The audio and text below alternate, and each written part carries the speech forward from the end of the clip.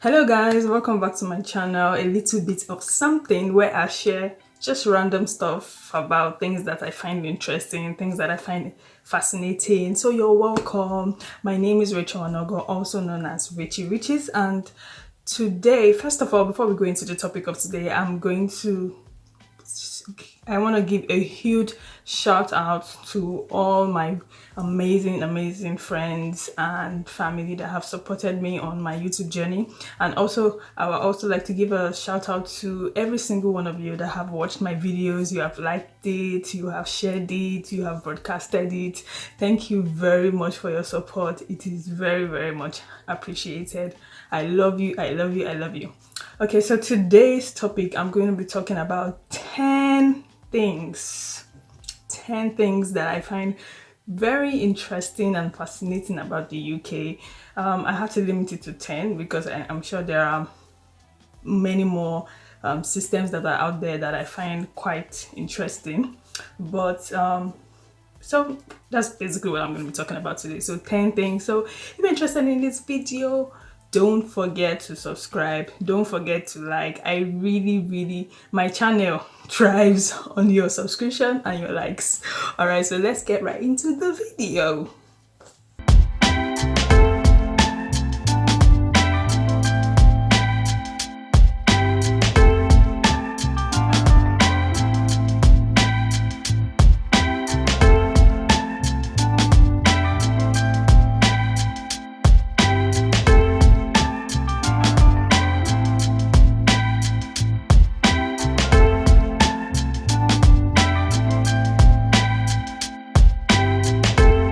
So hi guys, welcome back. So number one system that I find quite intriguing is the transportation system. The transportation system here is very amazing. So having worked and lived in Lagos, dealing with traffic and all that, I think it's safe to say that the Beatles hands down. Okay, so when it comes to the bus system, actually when I first came it was a bit confusing. Like I didn't understand it, I didn't know what bus to take, but if you use Google, it makes it very easy. So the transportation system has been very spectacular. The bus, 80% of the time they arrive on time, so it's safe to say that it's better than our own.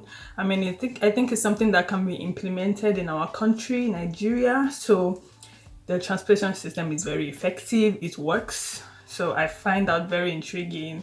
In short, I don't even think I want to get a car. No, I'm going to get a car, but it makes it easier. Like if you don't even feel like driving, the transport system makes it easier. You have the train, it moves. Not some stations, I think some move, virtually like every 15 minutes you get a train to wherever you're going to, and it's very fast. And then for the bus as well, it's comfortable. Most of the buses have Wi-Fi on them, so it's really interesting. I find that really fascinating.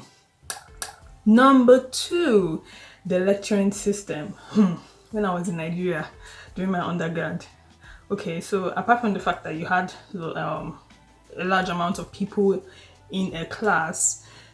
Okay, for my course, we are just about, I think, 11 of us. So it makes interacting with the professors very easy. Like they just say, Rachel, what do you think about this situation? What do you think about it? What's your opinion? And they want to know what you're thinking, basically. They want to know what's in your mind. So even if you have no single idea, like even if you're not even sure what to say, trust me, you'll be encouraged. At least in my case, I've been encouraged so far, like to want to even say something, even if I know that does not make sense. So the lecturing system here is quite different. It's unlike Nigeria, whereby you have people who boo you in class or who would make fun of you if you get something wrong. Okay, so I think I find it very empowering. And I'll just add to that, in my school they have this all these academic development centers where you can register for extra lectures. So lectures such as teaching you how to write essays, teaching you how to write dissertations, teaching you how to write proposals. Unlike in Nigeria, unlike in my school where I finished from in Nigeria, it wasn't like that. So you had to have like external bodies or maybe individuals who are very good at it reach out to you to like want to teach you about writing essays or that. Or if you don't even know how to write it, you are completely lost. But here you find that they are very encouraging. They want you to like, get better at your craft or the lessons that they're teaching you, and they always ask for feedback. Like, what do you think about this lecture? What do you think? Do you have any questions? And the lecturers, they will always encourage you like to send them emails of any questions that you have.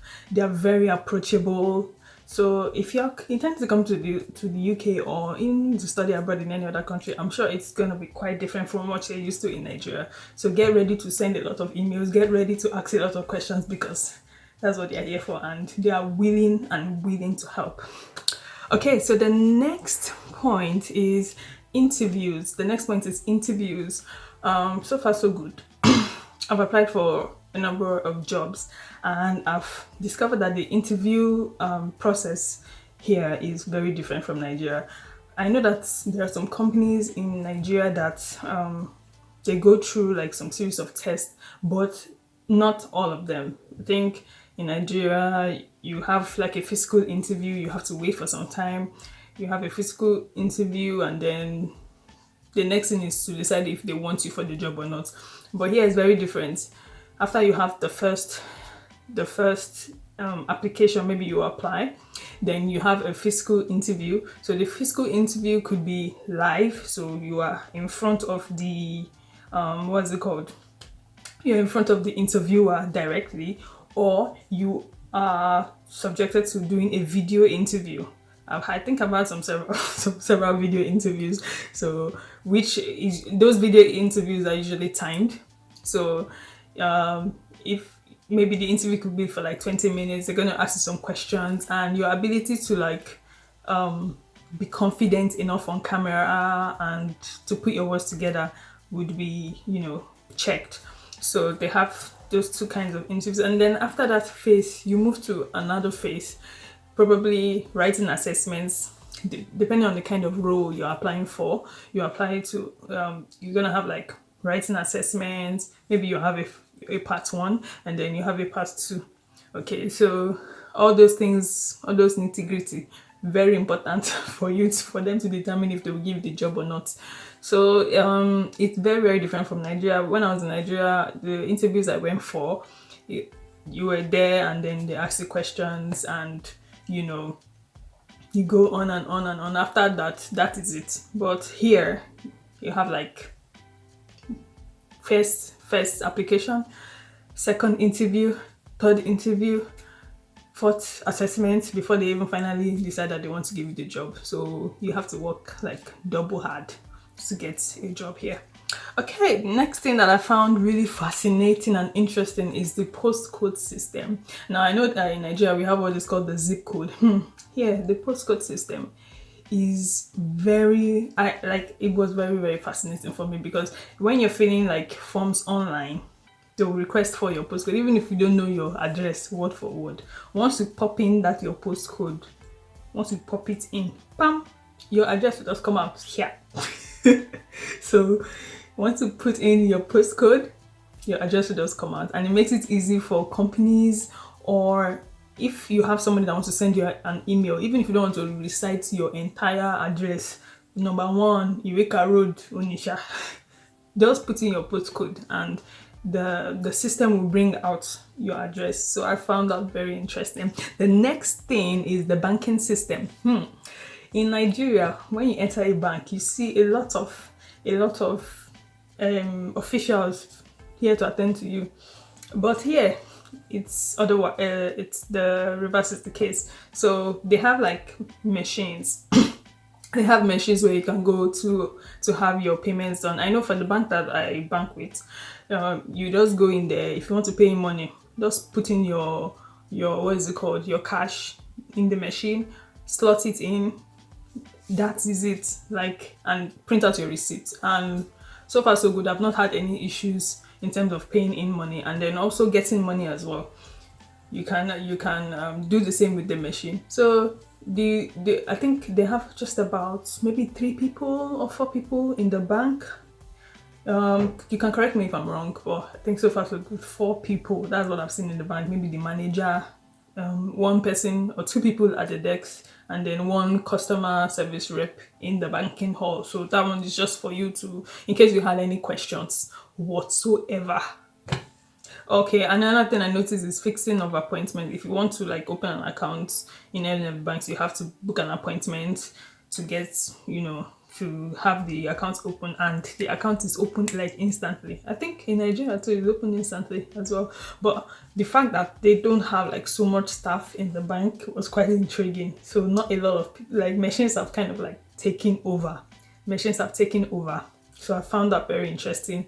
And yes, I wanted to open a savings account in addition to the account that I already had. And that was done like in 2 seconds, like in 2 minutes.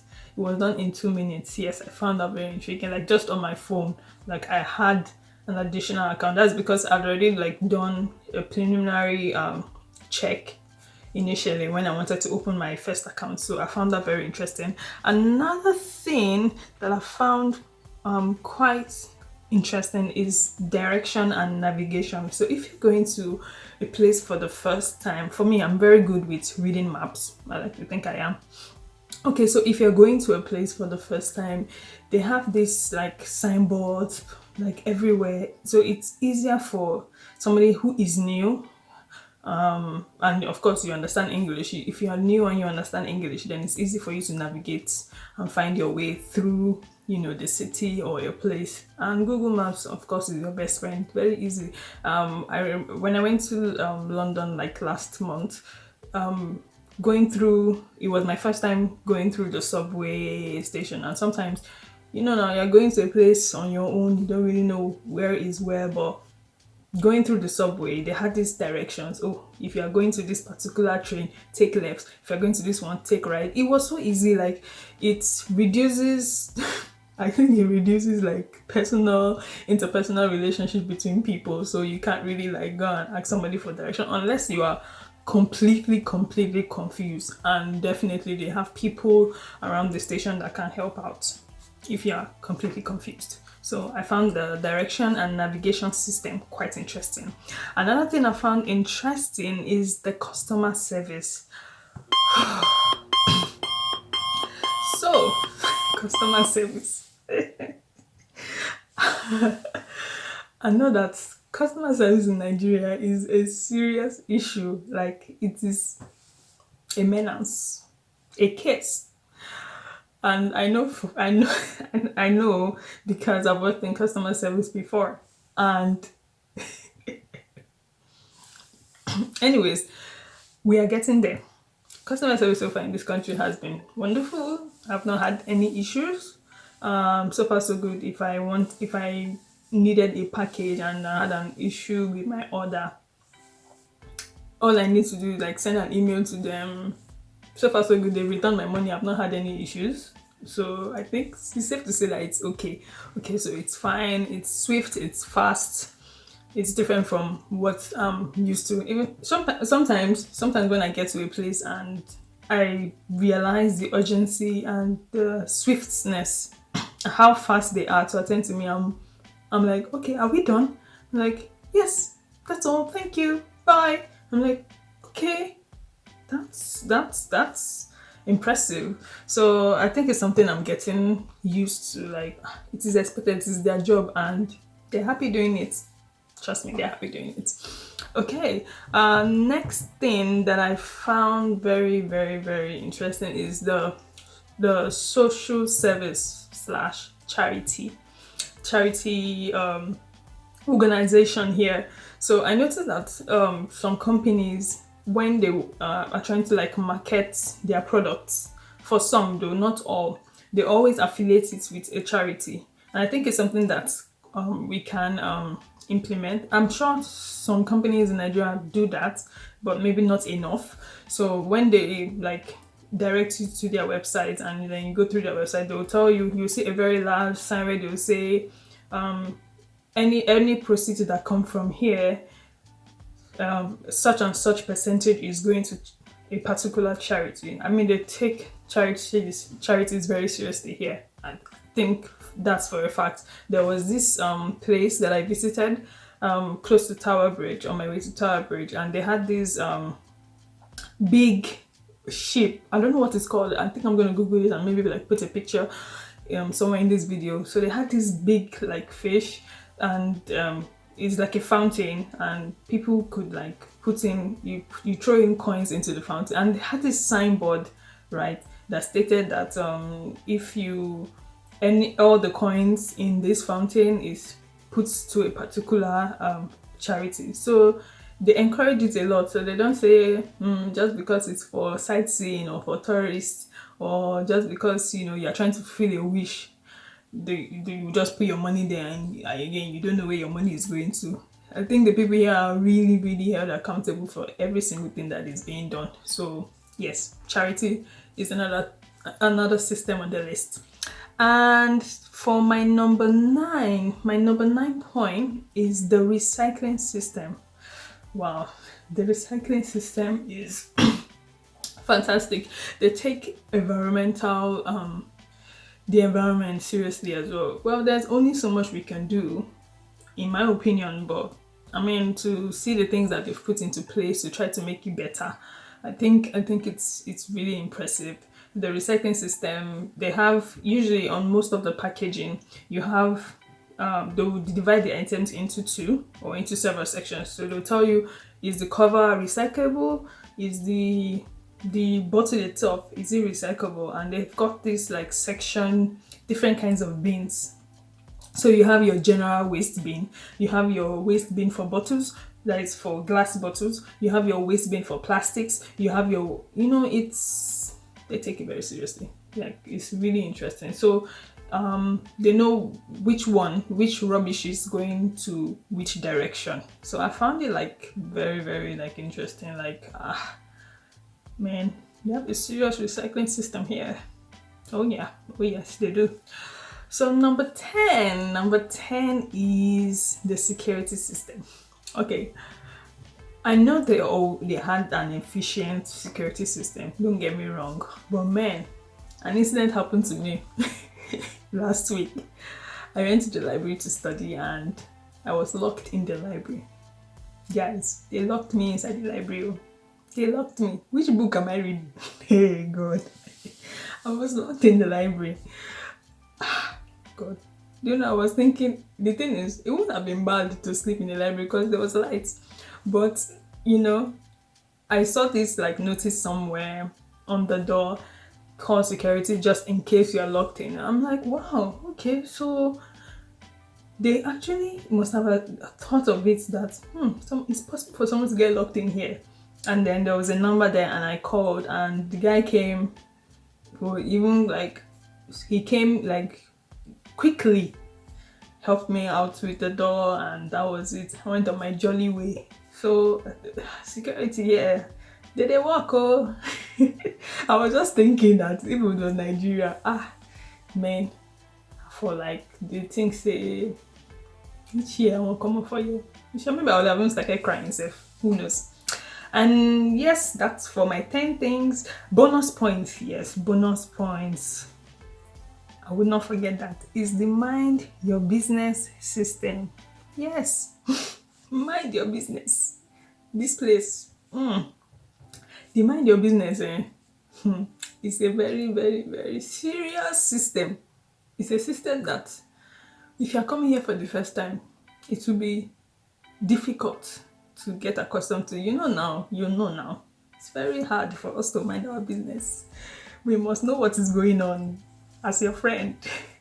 But they mind their business here very seriously. And I think it's one of the causes of depression, because everybody is like on their own. Don't talk to me, I'm on my own and all that. So as a lady from the country of not mind your business, we don't really like to mind our business. No, it's good to mind your business, don't get me wrong, but there's some cases where you don't mind your business. So for me, what has worked for me is basically like engage with people, get to know people, get to be friendly with people, talk to people, say hi. Because I've had experiences whereby I say hi to somebody and they've not replied. They don't respond to me because I'm sure they're wondering, why share my case? So say hi to people, get to know them, but learn to also mind your business. So if you see something that you're not used to, don't go and run your mouth to. They will call police for you. And when they call police for you on your own, respect yourself, because the country is not really your own. You are borrowing it. Okay, so I really hope you guys love this video. That's basically like all the interesting, fascinating things that I've interesting systems that I've come in contact with so far. I've been here, and I'm sure there's gonna be like more things that I'll be fascinated about, but so far so good. That is everything. So I really hope you enjoyed this video. Please, if you did like this video, if you do like this video, anyhow, if you liked this video, please, you see that subscribe button, click it. You see that bell beside it, click it, please. This channel thrives on your subscription, your likes, your thumbs up, your like this, put it there. All right, and your views. So watch these videos. Any video I post, watch it. Encourage me, encourage our ministry. Anyways, thank you very much for sticking with me today on a little bit of something. Yes, before we leave, don't forget to connect with me on Instagram, Twitter, Facebook. I think I'm virtually on all social media. Rayche Riches. Rayche Riches. Don't forget. Until I see you next time on a little bit of something. Bye.